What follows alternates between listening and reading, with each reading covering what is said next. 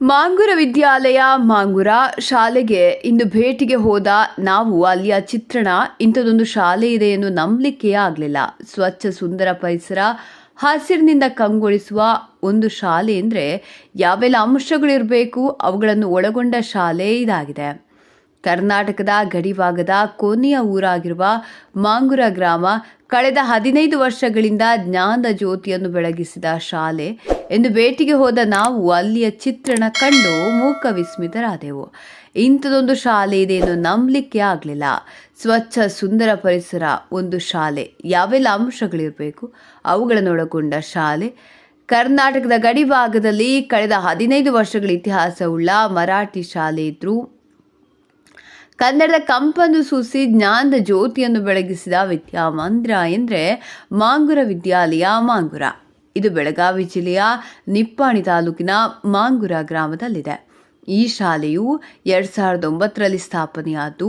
ಸುಸಜ್ಜಿತವಾದ ಶಾಲಾ ಕಟ್ಟಡ, ಆಟದ ಮೈದಾನ, ಶುದ್ಧ ಕುಡಿಯುವ ನೀರಿನ ವ್ಯವಸ್ಥೆ, ಶೌಚಾಲಯ ವ್ಯವಸ್ಥೆ ಹಾಗೂ LKGಯಿಂದ UKG 1ರಿಂದ 7ನೇ ತರಗತಿವರೆಗೆ ವರ್ಗಗಳನ್ನು ಹೊಂದಿದ್ದು ಮಕ್ಕಳ ಉಜ್ವಲ ಭವಿಷ್ಯ ನಿರ್ಮಿಸುವ ಜೀವಂತ ಜ್ಞಾನ ದೇಗುಲವಾಗಿದೆ. ವಿದ್ಯಾರ್ಥಿಗಳ ವೈಯಕ್ತಿಕ ಆರೋಗ್ಯದ ಕಾಳಜಿಯ ಜೊತೆಗೆ ಗುಣಾತ್ಮಕ ಶಿಕ್ಷಣ ನೀಡುವ ಗುರಿಯನ್ನು ಹೊಂದಿರ್ತದೆ. ಎಲ್ಲ ವಿದ್ಯಾರ್ಥಿಗಳಿಗೆ ಶಿಕ್ಷಣ ಜೊತೆಗೆ ಎಲ್ಲ ಮೂಲಭೂತ ಸೌಲಭ್ಯಗಳನ್ನು ಹಾಗೂ ಪ್ರೋತ್ಸಾಹದಾಯಕ ಯೋಜನೆಗಳ ಲಾಭವನ್ನು ನೀಡಲಾಗ್ತಿದೆ.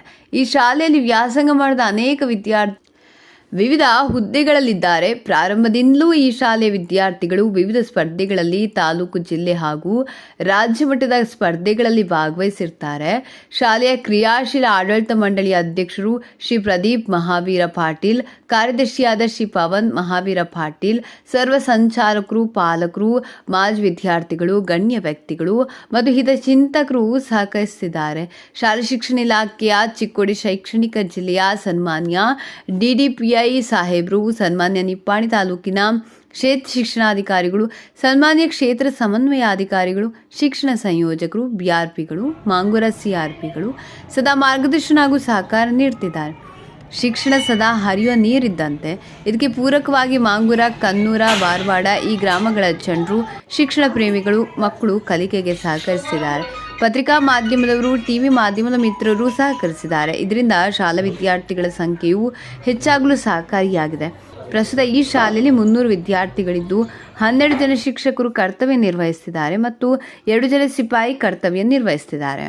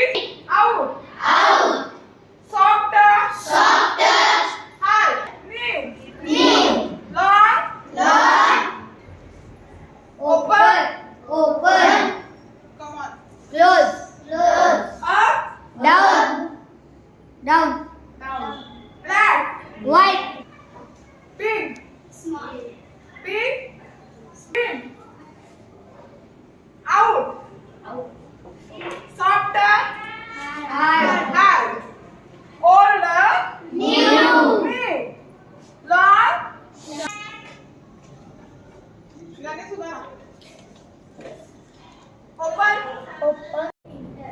क्विंटल आणि टन ठीक आहे, त्याची मोठी एकक आहे. बस खाली. मोठे एककामध्ये एक येणार केजी, किलोग्रॅम येणार, त्यानंतर डेकाग्रॅम येणार, त्यानंतर येणार हेक्टोग्रॅम. आणि ह्या वजनामध्ये वजनाची लहान एकक, वजनाची प्रमाणित मोठी एकक ह्यांचा काय करणार आहोत आपण अभ्यास करणार आहोत. वजनाच्या लहान एककामध्ये जी एकके येतात ती तुम्हाला सगळे सांगितलेलं आहे. वजनाच्या लहान एककामध्ये कोणकोणती एकके येतात? हात वरती करा बघा, कोणाला येते त्यांनी. वजनाची लहान एकक, वजनाची लहान एकक श्रेया सांग.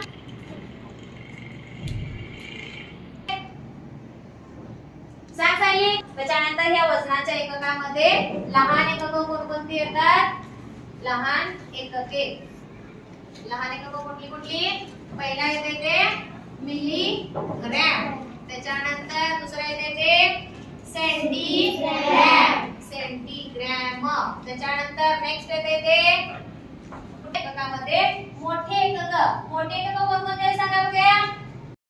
यामध्ये काय सांगितलेलं आहे की अरण्य आपल्यासाठी किती, आयुष्यासाठी, आपल्या जीवनासाठी किती महत्वाचे आहेत. कारण अरण्य आपल्याला काय करत असतात, जीवन जगण्यासाठी मदत करत असतात. अरण्याशिवाय माणसाचं जीवन नाही. जसं अन्न, वस्त्र, निवारा ह्या जीवनावश्यक गोष्टी आहेत, तशा अरण्यामध्ये त्यातलं सगळ्यात महत्वाचं काय आपल्याला मिळतं अरण्यापासून, तर काय मिळतो?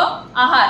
तर आहार आवश्यकता आहे, कारण अरण्यामुळेच आपल्याला जीवनावश्यक सगळ्या गोष्टी पण मिळत असतात. जसं अन्न मिळते त्याबरोबर वस्त्र देखील मिळत असतात, निवारा देखील मिळत असतात. ह्या महत्वाच्या 3 गरजा आहेत ज्या अन्न, वस्त्र, निवारा हे जंगलापासूनच मिळत असतात. त्यामुळे अरण्यानं काय म्हटलेलं आहे, आपलं जीवन म्हटलेलं आहे. अरण्यांशिवाय आपलं जीवन अपूर्ण आहे. जर अरण्य नसतील तर आपण कोणतेही कार्य करू शकत नाही, आपलं जीवन पुढे चालू शकत नाही. कारण या सगळ्या जीवनावश्यक गोष्टी आहेत. त्यानंतर वस्त्र, जे आपण वस्त्र घालतो त्यातलं कुठलं, कापसापासून आणि त्यापासून आपण काय करत असतो, आपले कपडे तयार करत असतो. निवारा, जे मानवाचाच निवारा नाही, इतर प्राण्यांचा देखील असतो.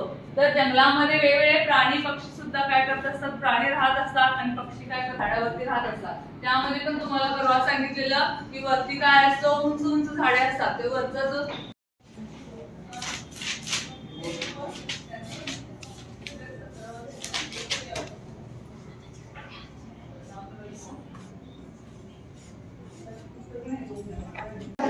ತೋಳ ಬಂತು ತೋಳ, ತೋಳ ಬಂತು ತೋಳ, ಒಂದು ಊರಿನಲ್ಲಿ ಒಬ್ಬ ಹುಡುಗನಿದ್ದನು. ಅವನು ಪ್ರತಿದಿನ ಕುರಿಗಳನ್ನು ಮೇಯಿಸಲು ಕಾಡಿಗೆ ಹೋಗುತ್ತಿದ್ದನು. ಅವನು ಕುರಿಗಳನ್ನು ಮೇಯಲು ಬಿಟ್ಟು ಬಯಲಲ್ಲಿ ಆಟವಾಡುತ್ತಿದ್ದನು. ಸ್ವಲ್ಪ ದೂರದಲ್ಲಿ ಜನರು ಗದ್ದೆಗಳಲ್ಲಿ ಕೆಲಸ ಮಾಡುತ್ತಿದ್ದೆ. ಈ ಹುಡುಗನಿಗೆ ತಮಾಷೆ ಮಾಡಬೇಕು ಅನಿಸಿತು. ಆಗ ಅವನು ಹೇಳುವಂತೆ ಜೋರಾಗಿ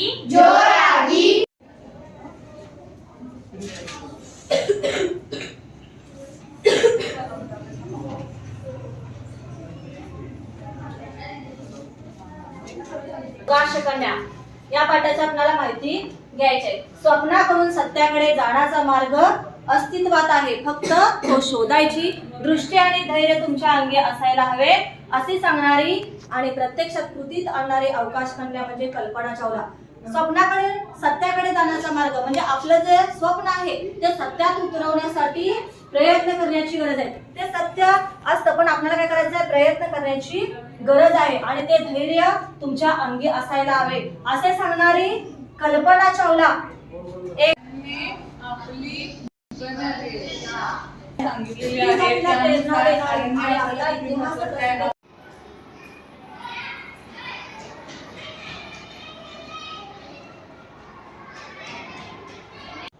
ನಮಸ್ಕಾರಗಳು. ಇದು ನಮ್ಮ ಚಿಕ್ಕೋಡಿ ತಾಲೂಕದಲ್ಲಿ ಕರ್ನಾಟಕ ಮತ್ತು ಮಹಾರಾಷ್ಟ್ರ ಸೀಮಾ ಭಾಗದಲ್ಲಿ ಇದು ಕರ್ನಾಟಕದ ಗಡಿ ಭಾಗ ಅಥವಾ ಒಂದು ನಮ್ಮ ಮಾಂಗೂರು ಊರಿದೆ. ಈ ಮಾಂಗೂರು ಊರಿನಲ್ಲಿ ನಮ್ಮ ಊರಲ್ಲಿ ನಮಗೊಂದು ಕಾನ್ವೆಂಟ್ ಸ್ಕೂಲ್ದ ಅವಶ್ಯಕತೆ ಇದೆ. ಆ ಪ್ರಕಾರ ನಾವು ಒಂದು 15 ವರ್ಷದ ಮೊದಲು ಇಲ್ಲಿ ನಾವರ ಮಾಂಗೂರು ಸೋಷಲ್ ವೆಲ್ಫೇರ್ ಎಜುಕೇಷನ್ ಸೊಸೈಟಿ ತೆಗೆದ್ರಿ. ಆ ಸೊಸೈಟಿದಿಂದ ಒಂದು ಮಾಂಗೂರು ವಿದ್ಯಾಲಯ ಅಂತ ಮಾಂಗೂರು ಅಂತ ನಾವೊಂದು ಇಲ್ಲಿ UKG LKGದಿಂದ ಫಸ್ಟ್ ಸ್ಟ್ಯಾಂಡರ್ಡ್ ಹಿಡ್ಕೊಂಡು ಒಂದು 7ನೇ ಮಟ್ಟದಲ್ಲಿ ಒಂದು ಸ್ಕೂಲ್ ಇಲ್ಲಿ ನಾವು ಚಾಲೂ ಮಾಡಿದ್ವು.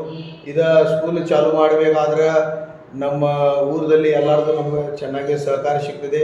ಆಮೇಲೆ ನಮ್ಮ ಸ್ಕೂಲ್ ಸಂಬಂಧ ಈ ನಮ್ಮ ಸ್ಕೂಲ್ ಚೇರ್ಮನ್ ಆಗಿದ್ದಂಥ ಪ್ರದೀಪ್ ಉರ್ಪ ಪಾಪ ಪಾಟೀಲ್ ಅವರೇ ಆಗಲಿ ಮತ್ತು ಅವರು ಎಲ್ಲ ನಮ್ಮ ಸಿಬ್ಬಂದಿ ಕೂಡಿ ನಾವು ಒಂದು ಸ್ಕೂಲ್ ಇಲ್ಲಿ ಚೆನ್ನಾಗಿ ನಡೆಸ್ತಾ ಇದೆ. ಆ ನಮ್ಮ ಸ್ಕೂಲಿಗೆ ಒಂದು ಈ ಹರ್ಷಿದ್ನಾಥ್ ಸಕ್ಕರೆ ಶುಗರ್ ಫ್ಯಾಕ್ಟ್ರಿ ವೈಸ್ ಚೇರ್ಮನ್ ಆದಂಥ ಶ್ರೀ ಪವನ್ ಪಾಟೀಲ್ ಅವರೇ ಇಲ್ಲಿ ನಮ್ಮದು ಭಾಳಷ್ಟು ಅವ್ರದ್ದು ಮಾರ್ಗದರ್ಶನದಲ್ಲಿ ನಮ್ಮ ಸ್ಕೂಲ್ ಇದೆ. ಇದು ಸ್ವಂತ ಜಾಗದಲ್ಲಿ ನಾವು ಒಂದು ಕ್ಯಾಂಪಸ್ ಮಾಡಿ ಇಲ್ಲಿ ಸ್ಕೂಲ್ ನಾವು ಚಾಲೂ ಮಾಡಿದ್ದೀವಿ. ಈ ಸ್ಕೂಲ್ಗದಿಂದ ಮೊದಲಿಂದನೇ ನಮ್ಮ ಸ್ಕೂಲ್ಗೆ ಈ ಚಿಕ್ಕ ಮಕ್ಕಳ ಅಡ್ಮಿಷನ್ ತಗೋವಾಗ ಎಲ್ಲ ನಮ್ಮ ಗಡಿ ಭಾಗದಲ್ಲಿ ಒಂದು ಬಡವರ ಮಂದಿ ಆಗಲಿ, ಒಂದು ಮಧ್ಯಮ ಮಂದಿ ಆಗಲಿ, ಒಂದು ಶ್ರೀಮಂತ ಮಂದಿ ಆಗಲಿ ಎಲ್ಲ ಜಾತಿ ಹುಡುಗರ ಈ ನಮ್ಮ ಸ್ಕೂಲ್ಗೆ ಅಡ್ಮಿಷನ್ ಮಾಡ್ತಾರೆ. ಈ ಸ್ಕೂಲ್ ತೆಗಿಬೇಕು ಉದ್ದೇಶ ಅಂದರೆ ಒಂದು ನಮ್ಮ ಬಡವರ ಹುಡುಗರಿಗೆ ಒಂದು ಕಮ್ಮಿ ಫೀ ಒಳಗಾಗಲಿ, ಒಂದು ಕಮ್ಮಿ ಅವ್ರದ್ದು ಈ ಊರಾಗ ನಮ್ಮ ಸಿಟಿದಂಥ ಊರಾಗ ಶಿಕ್ಷಣ ಸಿಗ್ತೈತಿ. ಆ ಶಿಕ್ಷಣ ಮೂಲಕ ಸಿಗಬೇಕು ನಮ್ಮ ಊರಲ್ಲಿ ಅದು ವಿಚಾರ ಎಲ್ಲ ಮಾಡಿ ನಾವ್ರ ಈ ನಮ್ಮ ಚೇರ್ಮನ್ ಪ್ರದೀಪ್ ಪಾಟೀಲ್ ಆಗಲಿ, ಪವನ್ ಪಾಟೀಲ್ ಆಗಲಿ, ನಮ್ಮ ಎಲ್ಲ ಸಂಚಾಲಕಗಳಾಗಲಿ ಕೂಡಿ ನಾವು ಈ ಸ್ಕೂಲ್ ನಡೆಸಿದ್ದೇವೆ. ಆ ಪ್ರಕಾರ ನಮ್ಮ ಈ ಹುಡುಗರೆಲ್ಲ ನಮ್ಮ ಚುಲು ಕಲಿಬೇಕು, ಮಕ್ಕಳ ಅವ್ರ ಬೆಳವಣಿಗೆ ಚುಲು ಆಗಬೇಕು.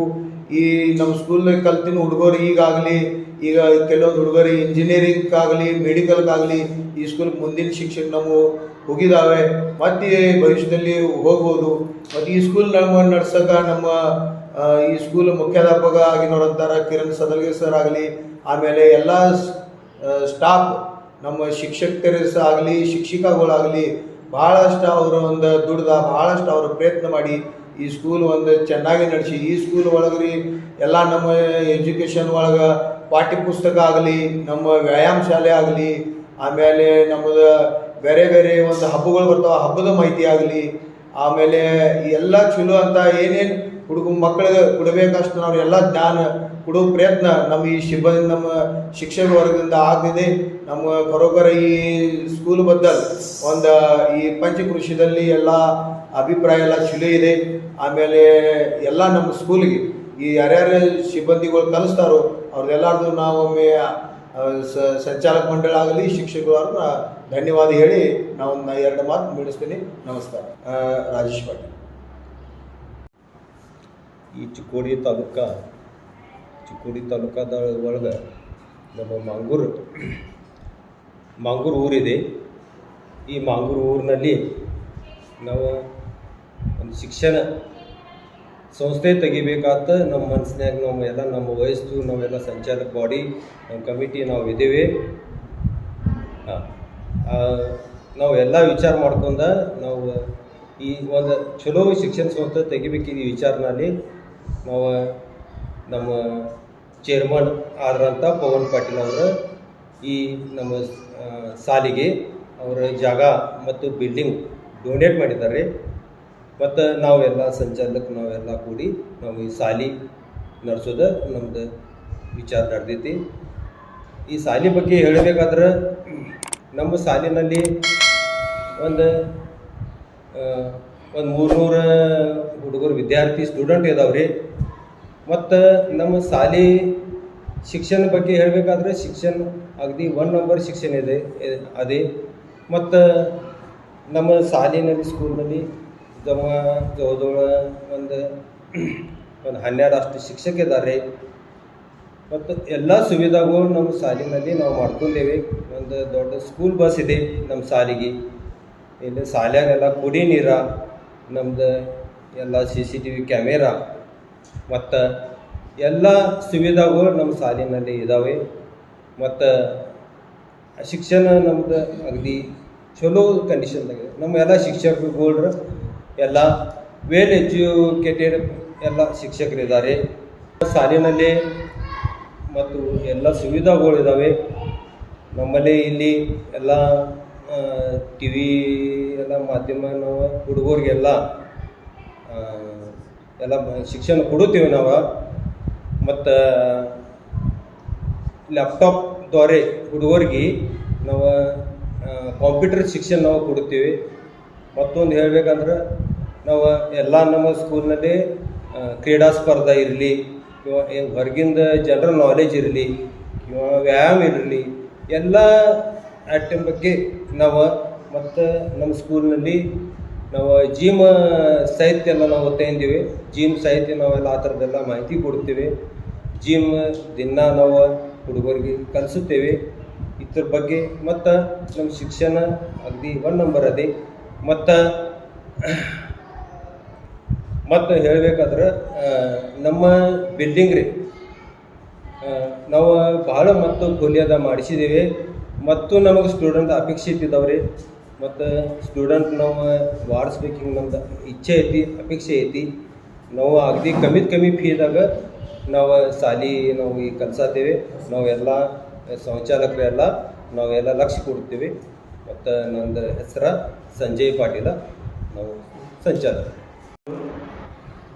ಮಾಂಗೂರ್ ಎಜುಕೇಷನ್ ಮತ್ತು ಸೋಷಿಯಲ್ ವೆಲ್ಫೇರ್ ಸೊಸೈಟಿ ಮಾಂಗೂರ್ ಸಂಚಲಿತ ಮಾಂಗೂರ್ ವಿದ್ಯಾಲಯ ಮಾಂಗೂರ್ ಎಂಬ ಶಿಕ್ಷಣ ಸಂಸ್ಥೆಯು ಕಳೆದ 2009ರಲ್ಲಿ ಈ ಮಾಂಗೂರು ಗ್ರಾಮದ ಒಂದು ಚಿಕ್ಕ ಹಳ್ಳಿಯಲ್ಲಿ ನಮ್ಮ ಸಂಸ್ಥೆಯ ಅಧ್ಯಕ್ಷರಾದ ಸಂಸ್ಥಾಪಕರಾದ ಶ್ರೀ ಪವನ್ ಪಾಟೀಲ್, ಅವರ ಅಣ್ಣನಾದ ಪ್ರದೀಪ್ ಪಾಟೀಲ್ ಹಾಗೂ ನಮ್ಮ ಸಂಚಾಲಕರಾದ ಶ್ರೀ ರಾಜೇಶ್ ಪಾಟೀಲ್, ಶ್ರೀ ಸರ್ದಾರ್ ಮುಲ್ಲಾ, ಶ್ರೀ ಶಾಂತಿನಾಥ್ ಜಿರಳೆ, ಸಂಜಯ್ ಪಾಟೀಲ್, ಅದೇ ರೀತಿ ಅಶೋಕ್ ಪಾಟೀಲ್, ಇನ್ನುಳಿದ ಸಂಚಾಲಕರು ಎಲ್ಲರೂ ಕೂಡಿ ಒಂದು ಮಾಂಗೂರು ಗ್ರಾಮದಲ್ಲಿ ಒಂದು ಬಡ ಮಕ್ಕಳಿಗೆ ಅಥವಾ ಹಿತಾಸಕ್ತಿ ಬೇರೆ ಊರಿಗೆ ಹೋಗಿ ಕಲಿಯಲು ಆಗದ ಮಕ್ಕಳಿಗೆ ಒಂದು ಒಳ್ಳೆಯ ಶಿಕ್ಷಣವನ್ನು ಕೊಡಲಿ ವಿಚಾರ ಮಾಡಿ 2009ರಲ್ಲಿ ನಮ್ಮ ಶಿಕ್ಷಣ ಸಂಯೋಜಕರು ಎಲ್ಲರೂ ಶಿಕ್ಷಣ ಪ್ರೇಮಿಗಳು ಕೂಡಿ ಒಂದು ಮಾಂಗೂರು ಗ್ರಾಮದಲ್ಲಿ ಶಿಕ್ಷಣ ಸಂಸ್ಥೆಯನ್ನು ಆರಂಭಿಸಿದರು. ಇವತ್ತು ಶಿಕ್ಷಣ ಸಂಸ್ಥೆ ಆರಂಭ ಮಾಡಿ 15 ವರ್ಷಗಳಾದವು. 15 ವರ್ಷಗಳಲ್ಲಿ ನಾನು ಈ ಸಂಸ್ಥೆಯಲ್ಲಿ 2011ರಲ್ಲಿ ಸಂಸ್ಥೆಯಲ್ಲಿ ಸೇವೆ ಸಲ್ಲಿಸಲು ಸೇರಿದೆ. ಅದಾದ ನಂತರ 2012ರಲ್ಲಿ ಪ್ರಧಾನ ಗುರುಗಳಾಗಿ ಈ ಸಂಚಾಲಕ ಮಂಡಳಿಯವರು ನನ್ನನ್ನು ಈ ಶಾಲೆಯ ಒಂದು ದೊಡ್ಡ ಜವಾಬ್ದಾರಿಯನ್ನು ನನ್ನ ಹೆಗಲಿನ ಮೇಲೆ ಇಟ್ಟು ಈ ಸಂಸ್ಥೆಯನ್ನು ಮುಂದುವರಿಯಲಿಕ್ಕೆ ಬಹಳಷ್ಟು ನನಗೆ ಹೆಗಲಿಗೆ ಕಡಿಮೆ ವಯಸ್ಸಿನಲ್ಲಿ ಹೆಚ್ಚಿನ ಜವಾಬ್ದಾರಿ ಕೊಟ್ಟು ಒಂದು ಪ್ರಧಾನ ಗುರುಗಳಾಗಿ 2012ರಲ್ಲಿ ನನಗೆ ಇಲ್ಲಿ ನೇಮಕ ಮಾಡಿದರು. ಕಳೆದ 2012ರಿಂದ ಇಲ್ಲಿಯವರೆಗೆ ಸಂಸ್ಥೆಯು ಹಲವಾರು ಕ್ರೀಡಾ ಕ್ಷೇತ್ರದಲ್ಲಿ, ಸಾಂಸ್ಕೃತಿಕ ಕ್ಷೇತ್ರದಲ್ಲಿ, ವೈದ್ಯಕೀಯ ಕ್ಷೇತ್ರದಲ್ಲಿ ಅಥವಾ ನಮ್ಮ ವೈಜ್ಞಾನಿಕ ಕ್ಷೇತ್ರದಲ್ಲಿ ಪ್ರತಿಯೊಂದು ಕ್ಷೇತ್ರದಲ್ಲಿ ನಮ್ಮ ಶಾಲೆಯ ಮಕ್ಕಳು ವಿಜೇತರಾಗಿ CRC ಮಟ್ಟದಲ್ಲಿ, ತಾಲೂಕಾ ಮಟ್ಟದಲ್ಲಿ, ಜಿಲ್ಲೆಯ ಮಟ್ಟದಲ್ಲಿ ಅಥವಾ ನಮ್ಮ ರಾಜ್ಯ ಮಟ್ಟದಲ್ಲಿ ನಮ್ಮ ಬಹುಮಾನಗಳನ್ನು ಹೊರತು ನಮ್ಮ ಶಾಲೆಯ ಹೆಸರನ್ನು, ನಮ್ಮ ಪಂಚಕೃಷಿಯಲ್ಲಿ ನಮ್ಮ ಊರಿನ ಹೆಸರನ್ನು, ನಮ್ಮ ಶಾಲೆಯ ಹೆಸರನ್ನು ಒಂದು ಬೆಳಕಿಗೆ ತಂದಿದ್ದಾರೆ. ಅದೇ ರೀತಿ ಈ ನಮ್ಮ ಶಾಲೆಯಲ್ಲಿ ನಮ್ಮ ಮಾಂಗೂರು ಗ್ರಾಮದಿಂದ, ಕುನ್ನೂರು ಗ್ರಾಮದಿಂದ ಮತ್ತು ಬಾರವಾಡ ಗ್ರಾಮದಿಂದ 3 ಗ್ರಾಮದಿಂದ ನಮ್ಮ ಶಾಲೆಯಲ್ಲಿ ಬರ್ತಾರೆ. ಈ 3 ಊರಿನ ಗ್ರಾಮದ ಜನರು, ಈ 3 ಗ್ರಾಮದ ಶಿಕ್ಷಣ ಪ್ರೇಮಿಗಳು, ಈ 3 ಗ್ರಾಮದ ಹಿತಚಿಂತಕರು ನಮ್ಮ ಒಂದು ಸಂಸ್ಥೆಯ ಮಕ್ಕಳ ಶಾಲಾ ದಾಖಲಾತಿಗೆ ಅಥವಾ ನಮ್ಮ ಶಾಲೆಯ ಒಂದು ಬೆಳವಣಿಗೆಗೆ 3 ಗ್ರಾಮದ ಜನರು ಅತಿ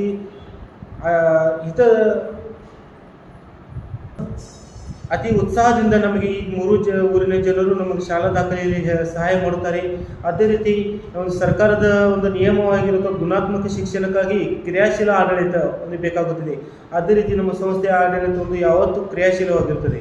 ನಮ್ಮ ಶಿಕ್ಷಣ ಸಿಬ್ಬಂದಿಯ ಯಾವುದೇ ಒಂದು ಪಾಠ ಹೇಳಿಕೆ ಆಗಲಿ, ಶಿಕ್ಷಣ ಸಿಬ್ಬಂದಿಯ ಯಾವುದೇ ಒಂದು ನ್ಯೂನಕೊರತೆಗಳಾಗಲಿ, ಯಾವುದೇ ಒಂದು ಶಿಕ್ಷಣ ಸಂಸ್ಥೆಗೆ ಯಾವ ಬೇಕಾದ ತೊಂದರೆಗಳಾಗಲಿ, ಯಾವುದೇ ಒಂದು ಸಹಾಯ ಬೇಕಾದರೆ ನಮ್ಮ ಕ್ರಿಯಾಶೀಲ ಆಡಳಿತ ಯಾವುದೇ ಒಂದು ಫೋನ್ ಆಗಲಿ, ಯಾವುದೇ ಒಂದು ಎಮರ್ಜೆನ್ಸಿ ಏನಾದರಾಗಲಿ ಒಂದು ಕರೆ ಮಾಡಿದ್ದಕ್ಕೆ ನಮ್ಮ ಅಧ್ಯಕ್ಷರು ಪವನಣ್ಣ ಅವರು ಮತ್ತು ನಮ್ಮ ಸಂಚಾಲಕರು ಒಂದು ಕರೆಗೆ ಉತ್ತರ ನೀಡಿ ಯಾವುದೇ ಒಂದು ಸಮಸ್ಯೆಗೆ ಬಗೆಹರಿಸಲು ಸಹಕಾರ ಮಾಡುತ್ತಾರೆ.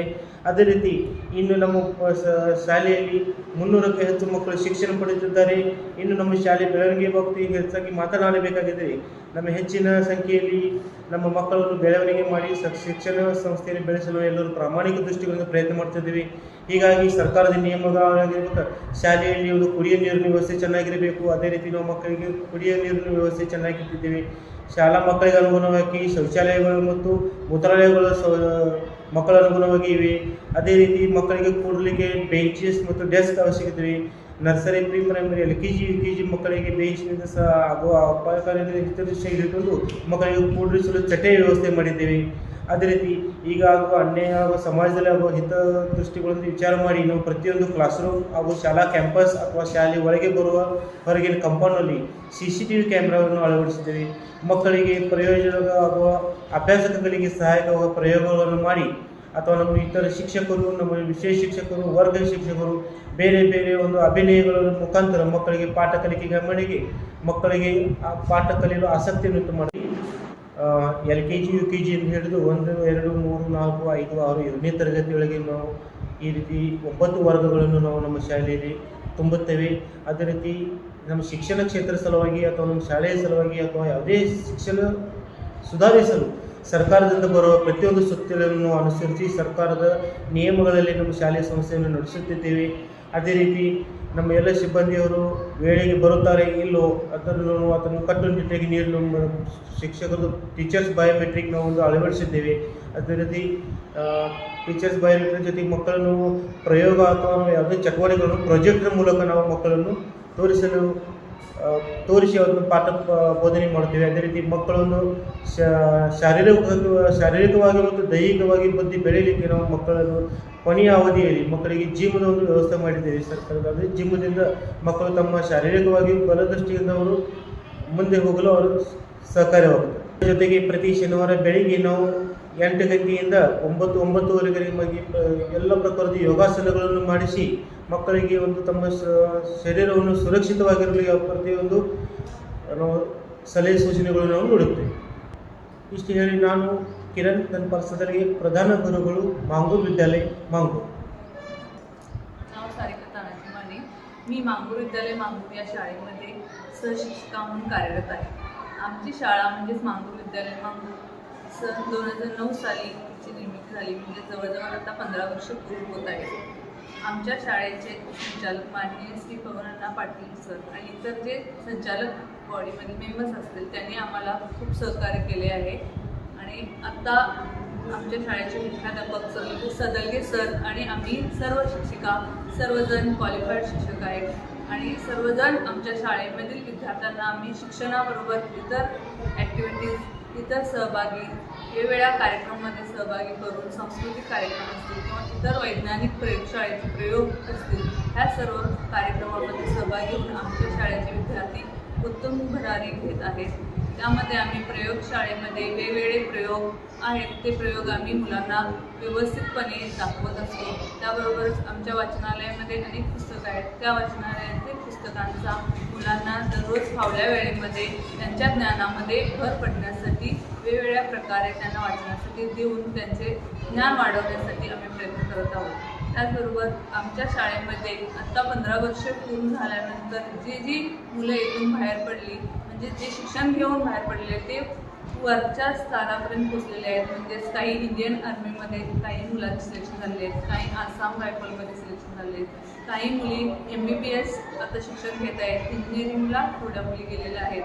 त्याचबरोबर वेगवेगळ्या वेगवेगळ्या क्षेत्रामध्ये कार्यरत आहेत. आमच्या शाळेचे विद्यार्थी उत्तम भरारीवरती पोचलेले आहेत. त्याचबरोबर आमच्या शाळेतील विद्यार्थिनी असतील किंवा विद्यार्थी असतील वेगवेगळ्या क्षेत्रामध्ये शिक्षण घेत आहेत. त्यामध्ये MBBS, BAMS, BHMS असं वैद्यकीय क्षेत्रामध्ये पुढे शिक्षण घेत आहेत. त्याचबरोबर इंजिनिअरिंगमध्ये सिव्हिल इंजिनिअरिंगला थोडी मुलं गेलेली आहेत, थोडी मेकॅनिकल इंजिनिअरचे शिक्षण घेत आहेत. अशा प्रकारे वेगवेगळे शिक्षण घेत आहेत. त्याचबरोबर आणखीन मुलं पोस्ट ऑफिसमध्ये जॉईन झालेले आहेत, पोस्ट ऑफिसमध्ये कार्यरत आहेत. कुमार शिवराज करे सांगोडे, मांगूर विद्यालय मांगूर या शाळेचा विद्यार्थी. आज माझं आर्मीमध्ये सिलेक्शन झालेलं आहे. या शाळेमध्ये मी UKG पासून 7वीपर्यंत शिकत होतो. या शाळेचं शिक्षण आणि या सर्व शिक्षकांच्यामुळं मी पुढं शिकत गेलो आणि या शिक्षणानंतर माझं आता आर्मीमध्ये सिलेक्शन झालं. या शाळेमध्ये सर्वच पालकांनी आपल्या विद्यार्थ्यांना घालावं. या शाळेचं शिक्षण मला आवडलं. या शाळेचं शिक्षण व शिक्षकांचं खूप योगदान मिळालं. मी आता जॉईन होणार आहे लवकरच आणि सर्वच पालकांनी या शाळेमध्ये आपापल्या पाल्यांना शिक्षणासाठी घालावं.